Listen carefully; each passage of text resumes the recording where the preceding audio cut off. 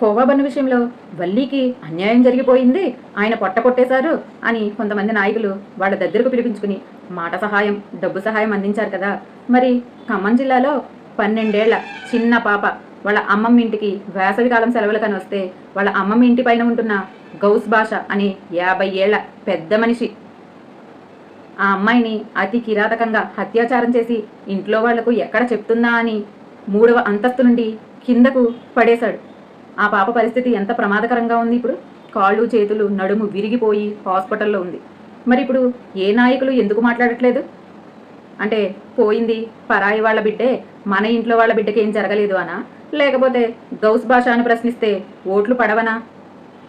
అసలు ఇలాంటి దుర్మార్గుల్ని వెంటనే ఉరి తీయాలి. ఇంకొకరు ఇలాంటి పనులు చెయ్యాలంటే భయపడాలి.